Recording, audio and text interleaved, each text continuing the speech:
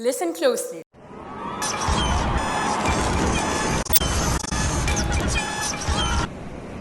Did you hear me say something? Of course not.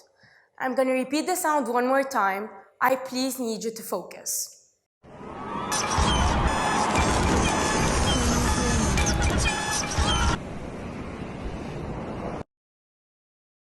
Did you hear me now? Yes.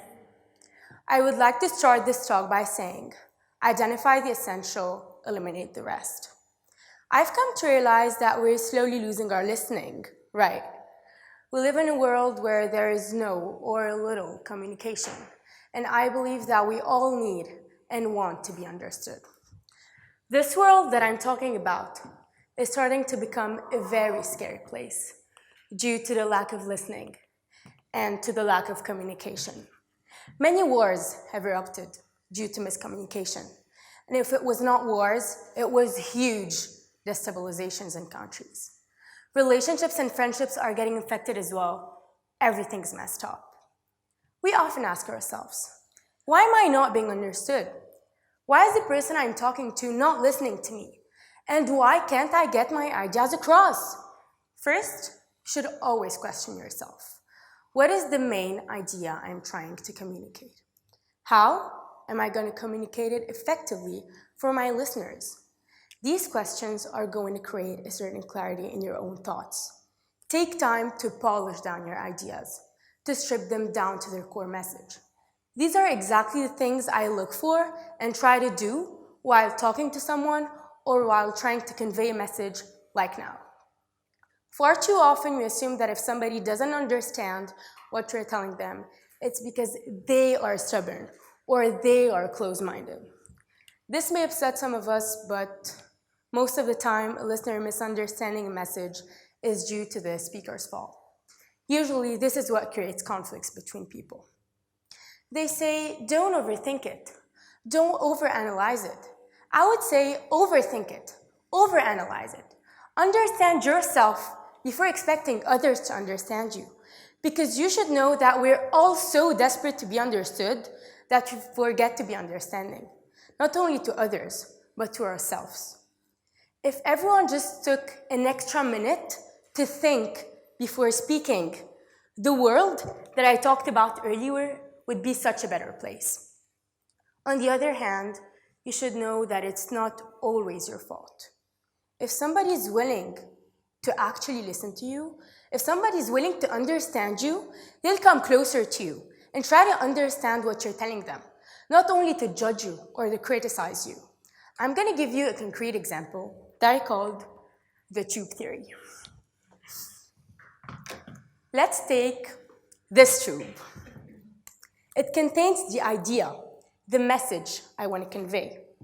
The closer the listener is going to be, the easier and the clearer the message is going to pass through the tube.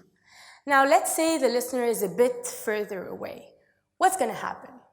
I'm going to try to stretch the tube.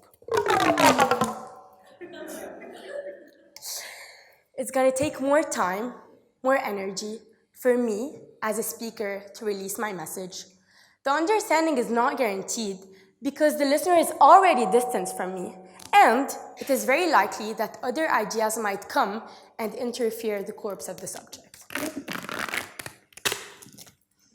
By that, I don't mean someone who's close physically or emotionally to you. I mean someone who's actually willing to come closer to you to understand you, who's willing to be an active listener, who's willing to understand what you're telling them, not only to judge you or to criticize you, like 3/4 of people on this planet. This tube, it exists in real life, and it is invisible.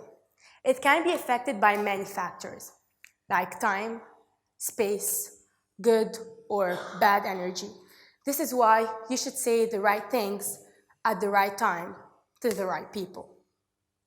Before ending this talk, I would like to share a small experience that may have altered my way of communicating to the closest people to me.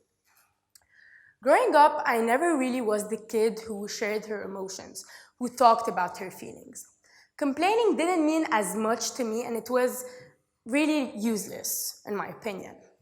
But I would always get to a point but I would literally explode and start a problem out of nothing. I think some of us relate here. I'm not gonna lie to you and tell you I've changed, because my friends and family here, I know I've clearly not. And this is my main problem. But I can tell you that I have learned not to give that silent treatment I would have given 2 or 3 years ago. I have promised myself to try my best to surround myself with people who actually make me feel they want to listen to me, who actually make me feel that they want to understand me. I also try to communicate, to share my ideas before it becomes too late and before I start a problem. I try to apply this tube theory into my real life problems. I know when to shorten the tube, when to stretch it. This tube, it is in my hands, and I am now master of it. The last thing I'm going to say is a quote by Stephen Covey, in which I added the word yourself. Seek first to understand yourself, then to be understood. Thank you.